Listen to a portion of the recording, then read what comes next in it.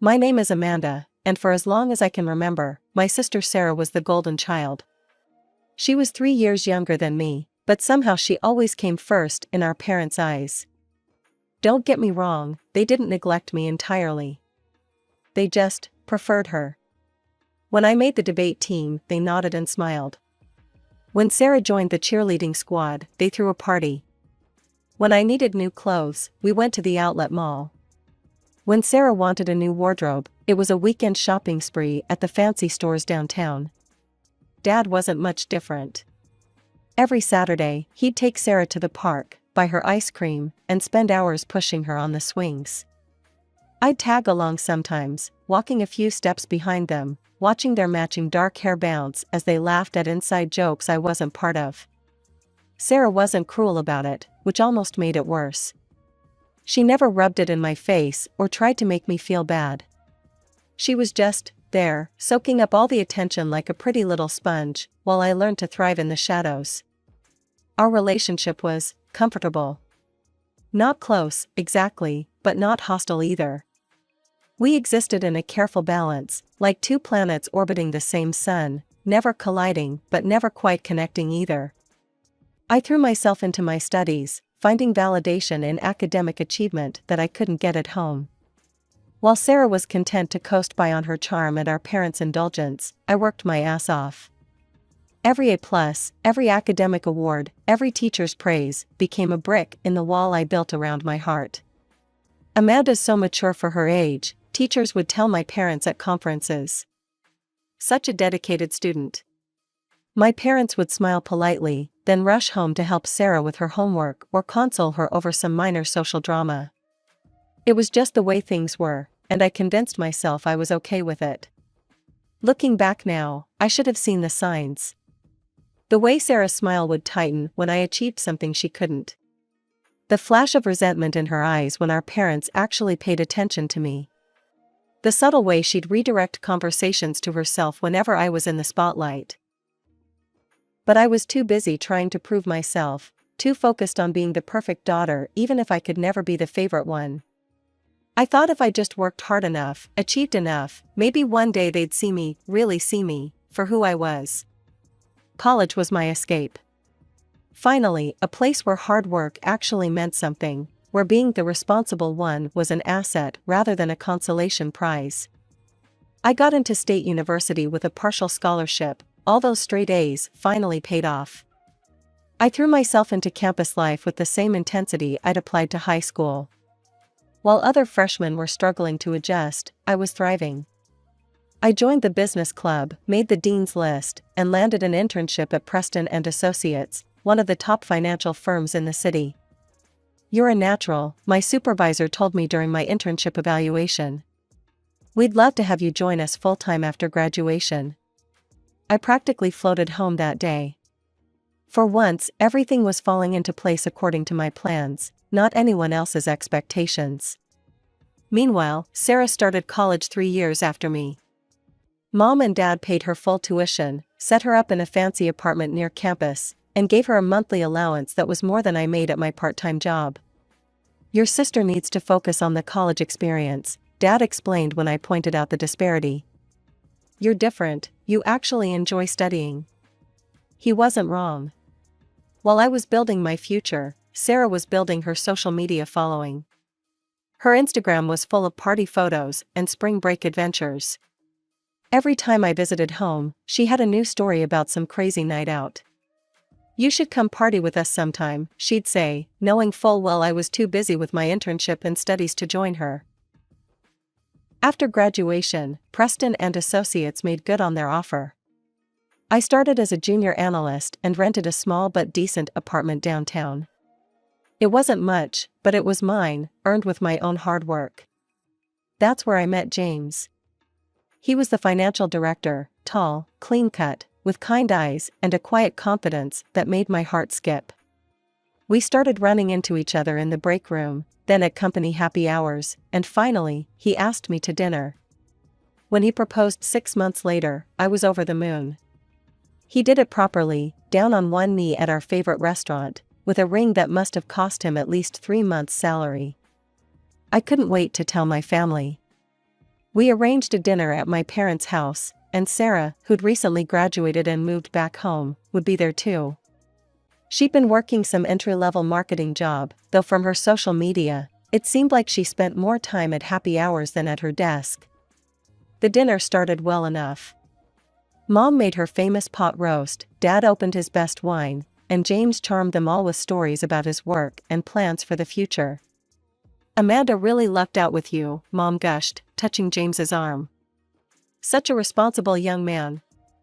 They make such a perfect couple," Dad agreed, beaming at us. "When's the wedding?" For once, all the attention was on me, and it felt amazing. James squeezed my hand under the table as my parents peppered us with questions about wedding venues and dates. But across the table, Sarah sat picking at her food, her face growing darker with each passing minute. I caught her staring at my engagement ring, her lips pressed into a thin line. Every time James spoke, she would roll her eyes slightly or shift uncomfortably in her chair. James and I decided not to rush into the wedding. We started looking at venues on weekends, discussing color schemes over dinner, and dreaming about our future together. I'd never been happier. That all changed on a Tuesday evening. I remember it was Tuesday because I'd just finished my weekly video call with my wedding planner. I was still in my work clothes when James knocked on my door. Something was off. He usually texted before coming over, and his face was like a thundercloud. "We need to talk," he said, pushing past me into the apartment. His voice was cold, nothing like the warm, gentle tone I was used to. "What's wrong?" I asked, my stomach already knotting with anxiety. He pulled out his phone and started scrolling. "Care to explain these?" My heart stopped as he showed me photo after photo. There I was, or someone who looked like me, in compromising positions with different men. Screenshots of explicit text conversations filled his screen, all allegedly from me to various guys. "James, that's not. I never." My voice shook as I tried to make sense of what I was seeing. "These are fake. I've never cheated on you." "Fake?" He laughed bitterly. "Your own sister sent these to me." "So you're saying Sarah made all this up? Created fake photos and messages just to break us up? Why would she do that?" "I don't know why she'd do this, but James, please, look at my phone." I scrambled to grab it from the coffee table. "Check everything. There's nothing like this on there. I've never cheated on you." "Don't bother," he cut me off, stepping back when I tried to hand him my phone. "I trusted you, Amanda. I thought you were different. But you're just like all the others, a lying, cheating traitor." "James, please," I begged, tears streaming down my face. "You know me. You know I wouldn't do this." But his eyes were cold and distant. "We're done. Don't try to contact me again." The door slammed behind him with a finality that shattered my world. I tried calling him immediately, straight to voicemail. Text messages wouldn't go through. Email bounced back. He'd blocked me everywhere. I collapsed onto my couch, my whole body shaking with sobs. How could this be happening? How could he believe I would cheat on him? And Sarah, my own sister, had done this to me? The hours blurred together as I cried until I had no tears left. My phone kept lighting up with concerned messages from friends and coworkers. Apparently, James had already started spreading the word about my infidelity. After crying myself to sleep, I woke up the next morning with one purpose: confronting Sarah. My hands shook as I dialed her number, half expecting her to ignore the call. But she picked up on the second ring. "Well, if it isn't my cheating sister," she answered, her voice dripping with mock sweetness. "Why did you do it?" My voice cracked. "Why would you fake those photos and messages?" She laughed. Actually laughed. The sound made my blood run cold. "Oh, come on, Amanda. Did you really think I'd let you have your perfect little happily ever after? You, married to a successful, handsome guy like James? Please. What are you talking about? You don't deserve him." Her voice suddenly turned vicious. "You don't deserve any of it. The perfect job, the perfect fiancé. Who do you think you are? I felt like I'd been slapped. Sarah, we're sisters. Sisters? She sneered. Please. You're nothing but second best, Amanda. You always have been, and you always will be. Did you really think you'd get to marry someone like James before me? That's not how this works. In that moment, 25 years of sisterhood shattered. All those memories, the shared rooms, the whispered secrets, the forced smiles at family gatherings, they all took on a different meaning. Every eye roll, every backhanded compliment, every moment of tension suddenly made sense. You've been jealous of me this whole time, I whispered, the realization hitting me like a truck. Jealous? She laughed again. Don't flatter yourself. I'm better than you in every way. I just couldn't stand watching you play house with James when we all know you don't deserve him. I drove to my parents' house that afternoon, desperate for support. Surely they'd believe me. Surely they'd see what Sarah had done. I was wrong. Amanda, honey, Mom said, shaking her head. Why are you trying to blame your sister for your mistakes? But I didn't make any mistakes, I practically shouted. Sarah faked everything. She admitted it to me. Dad crossed his arms. Your sister would never do something like that. Stop trying to shift the blame. If you cheated on James, you need to own up to it. I left their house in a daze. Once again, Sarah was the golden child who could do no wrong, and I was the screw-up who couldn't be trusted. But life wasn't done kicking me while I was down. The next morning, I walked into work only to find my access card denied. Security escorted me to HR, where a sympathetic-looking woman handed me my termination papers.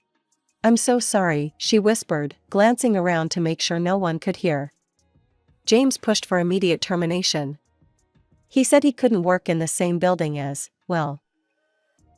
I didn't even finish reading the paperwork. I just signed it, packed up my desk, and left with my head held high, at least until I got to my car, where I broke down completely. 3 days later, my best friend Jenny called. Amanda, I don't know how to tell you this, but Sarah and James are dating. She's been posting pictures of them together all over Instagram. She's saying she's been helping him heal after your betrayal. I hung up without responding and threw my phone across the room. In the span of a week, I'd lost my fiance, my job, my family's trust, and now my sister was dating the man she'd helped me lose. Depression hit me like a ton of bricks. For a month, I barely left my apartment except to buy groceries. Thank God I'd been saving for the wedding, at least I could afford to wallow in my misery without worrying about rent. I spent my days in a fog, alternating between crying and staring blankly at Netflix shows I couldn't focus on. My phone stayed off most of the time. I couldn't bear to see more photos of Sarah and James together, couldn't stomach another well-meaning message from friends asking if I was okay. Then one night, around 3 a.m., I shot up in bed with sudden clarity. The fog lifted, and for the first time in weeks, I could think straight. I didn't want to die, I wanted revenge. Not the petty kind with drunk texts or social media drama. No, I wanted to expose Sarah for who she really was, to make everyone see the snake hiding behind that innocent smile. It was like someone had flipped a switch in my brain. The next morning, I showered for the first time in days, put on my best suit, and started job hunting. Within 2 weeks, I landed a position at Morrison Financial, a bigger firm than Preston and Associates, with better benefits and a corner office. I even started visiting my parents again. I'm doing better now, I'd tell them with a practiced smile. Sometimes things fall apart so better things can come together. They ate it up, relieved to see their older daughter moving on so maturely. I sat through family dinners, nodding politely when Sarah and James would show up hand in hand. He'd avoid looking at me directly, while Sarah would shoot me these little smirks when no one else was watching. James and I are thinking about getting engaged, she announced at one such dinner, watching me carefully for a reaction.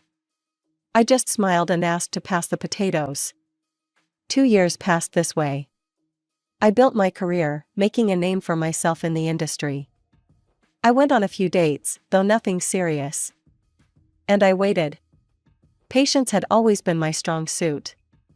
Then came my opportunity. Sarah was having Sunday dinner at our parents' house, without James, who was on a business trip.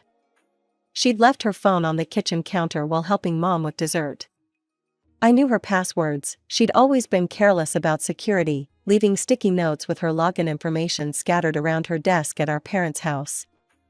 It took less than a minute to get into her phone. And there it was, months of messages with someone named Mike. Hundreds of texts, dozens of photos that would make James's blood boil. "God, Jay is so boring," one message read. "All he talks about is work and investments. At least he's loaded. Can't wait to see you tomorrow, baby," another said. "Jay's credit card is buying us a nice hotel room." My hands shook as I forwarded everything to my email, the messages, the photos, the hotel receipts. I even found Mike's address in their chat history. They weren't even trying to be careful. Getting the video evidence was almost too easy. Mike's house was in a quiet suburban neighborhood, perfect for discreet surveillance. I spent a few evenings parked across the street in a rental car, my phone camera ready. Sarah wasn't exactly subtle about her afternoon visits. She'd pull up in the Mercedes James had bought her, practically skipping to Mike's front door. Their passionate embraces on the doorstep gave me all the footage I needed. "Baby, I missed you," she'd coo loud enough for my phone's microphone to pick up. "James is so boring compared to you." I collected 3 weeks' worth of videos. Sarah and Mike making out against his car. Sarah sneaking out of his house at odd hours. The two of them laughing over what looked like expensive champagne on his patio, probably paid for with James's credit card. Then came the engagement party. Sarah insisted on having it at our parents' house. "It's more intimate," she'd said, though really she just wanted to show off to the whole family. James had proposed with a ring twice the size of the one he'd given me. The house was packed with relatives, friends, and James's entire family. Sarah held court in the living room, showing off her ring to anyone who'd look. Mom and Dad beamed with pride, while James's parents kept commenting on what a perfect couple they made. "I'd like to make a toast," I announced, standing up during a lull in the conversation. All eyes turned to me. Sarah shot me that superior look I'd grown so used to. The same look she'd given me 2 years ago, when she'd stolen my fiance. Poor thing, probably thought I was about to give some gracious speech about being happy for them. "I have something to share with everyone," I continued, connecting my phone to the TV. "A little engagement present, you might say." The first text messages appeared on the screen. Sarah's face went white. "What is this?" James stood up, squinting at the messages. "Oh, just some conversations between your fiancé and her boyfriend Mike," I said calmly. "There's quite a lot of them. They particularly enjoy discussing how boring you are, James. But hey, at least you're rich, right?" That's not," Sarah stammered. "And here's some video evidence, in case anyone has doubts." I played the clips one by one. Sarah and Mike kissing. Sarah leaving his house at midnight. Sarah laughing about James while sipping expensive wine. The room erupted into chaos. James was on his feet, roaring at Sarah. His parents were shouting about disgrace and scandal. Our relatives were whispering and pointing. "You crazy bastard," Sarah screamed at me. "How could you do this?" "Funny," I replied. "That's exactly what I wanted to ask you 2 years ago." Mom collapsed onto the couch, sobbing. Dad just stood there, mouth opening and closing like a fish out of water. I didn't stick around for the aftermath. I gathered my things, walked to my car, and drove home in perfect silence. Inside my apartment, I poured myself a glass of wine and sat on my balcony, watching the city lights twinkle. For the first time in 2 years, I felt completely at peace. My phone rang at 7 a.m. the next morning. Mom's name flashed on the screen. "How could you humiliate your sister like that?" she screamed, before I could even say hello. "James called off the engagement. She's devastated. You need to fix this right now." "Fix what exactly?" I asked calmly. "The fact that she cheated?" the fact that she got caught? Or maybe you want me to fix the fact that she's finally facing consequences for her actions? She's your sister. Dad's voice came on the line. They had me on speaker. Family protects family. You will fix this, or we'll. I cut him off. Or you'll what? Take her side again? Go ahead. I'm used to it. I hung up and blocked their numbers. I needed coffee before dealing with any more family drama. But I hadn't even finished my first cup when someone started pounding on my apartment door. Open up, you damned bastard. Sarah's voice echoed through the hallway. I took my time walking to the door, unlocked it, and stepped back as she burst in. You ruined everything, she screamed, mascara running down her face. You ruined my life. Karma's a bitch, isn't it? I took another sip of coffee. I'm going to make you pay for this. She grabbed a framed photo from my wall and threw it at me. I dodged it easily. Like you made me pay 2 years ago? I asked quietly. When you fabricated evidence of me cheating? When you destroyed my relationship? When you took James for yourself? She froze, realization dawning on her face. You planned this. All of it. The whole time. 2 years, I confirmed. 2 years of watching and waiting. 2 years of playing the forgiving sister. 2 years of knowing that sooner or later, you'd show your true colors. You're insane, she whispered. No, Sarah, I'm patient. And unlike you, I only needed real evidence to get my revenge. She ran from my apartment like she'd seen a ghost. The weeks that followed were a parade of guilt-tripping messages from my parents. Sarah had lost her job due to emotional distress. She wasn't eating, wasn't sleeping. She'd moved back home and spent her days crying in her old bedroom. You've destroyed your sister, Mom texted. Are you happy now? I didn't respond. What was there to say? Dad tried a different approach. If you don't make this right, you're out of the will. Is that what you want? I finally replied to that one, do whatever you want with your money. I've already got what I wanted, the truth. They didn't like that answer much. But for the first time in my life, I didn't care what they thought about me. While my personal life had been a soap opera, my career was soaring. Morrison Financial promoted me to senior director, complete with a corner office and a substantial raise. Sarah, meanwhile, hit rock bottom. After losing her marketing job, she moved back in with our parents. That's when the drinking started, wine with breakfast, vodka for lunch, whatever she could get her hands on. It was during one of her drunken episodes that the truth finally came out. Mom told me about it later, how Sarah had been sprawled on the couch, halfway through a bottle of wine, when she started rambling. I showed him those pictures she'd slurred. Made them all up, found some girl who looked like Amanda, got someone to help me fake the texts. She didn't deserve him anyway. I deserved him more. Mom and Dad sat there in stunned silence as their perfect younger daughter continued her drunken confession, spilling every detail about how she'd orchestrated my downfall. 2 years of lies came crashing down in one wine-soaked evening. Dad called me the next day. His voice was thick with emotion. Amanda, we need to talk. Can you come over? I found them both in the living room, looking like they'd aged 10 years overnight. Mom couldn't even look me in the eye. We were wrong, Dad said simply. About everything. We've been wrong for a very long time. Mom burst into tears. How could we not have seen it?